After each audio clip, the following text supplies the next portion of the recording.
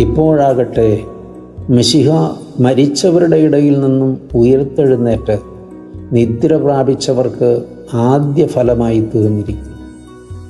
അപ്പോസ്തലനായ വിശുദ്ധ പൗലോസ് കൊരിന്ത്യർക്ക് എഴുതിയ 1-ാം ലേഖനം 15-ാം അധ്യായത്തിലെ 20-ാമത്തെ തിരുവചനം.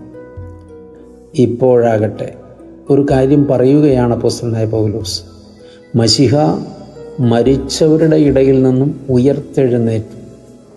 സത്യമാണ്, വേറെ ആരും അങ്ങനെ ഉയർത്തെഴുന്നേറ്റിട്ടില്ല.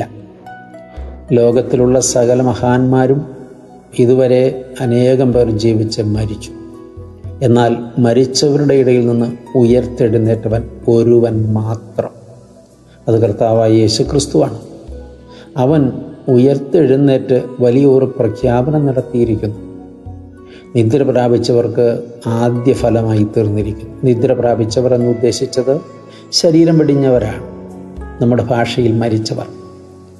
അവർക്ക് ആദ്യ ഫലമായി തീർന്നിരിക്കുന്നു എന്ന് പറയുമ്പോൾ അവർ പുനരുത്ഥാനം ചെയ്യും എന്ന വലിയ പ്രഖ്യാപനമാണ് ഇവിടെ കർത്താവ് പറഞ്ഞു വച്ചത്. അവൻ ആദ്യ ഫലമായി ഉയർത്തെഴുന്നേറ്റിരിക്കുന്നു. അവന് ശേഷം അനന്തരഫലമായി വിശ്വാസത്തിൽ നിദ്ര പ്രാപിച്ചവരൊക്കെ കർത്താവിനോട് ചേർന്ന് ജീവിച്ച് കർത്താവിൽ നിദ്ര പ്രാപിച്ചവരൊക്കെ പുനരുത്ഥാനം ചെയ്യും. നിശ്ചയമാണ്.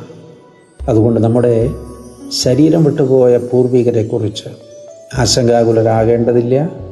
വിശുദ്ധിയിൽ ജീവിച്ച് നിദ്ര കൊണ്ടവർ നിശ്ചയമായും പുനരുത്ഥാനം ചെയ്യും. ദൈവം അനുഗ്രഹിക്കട്ടെ.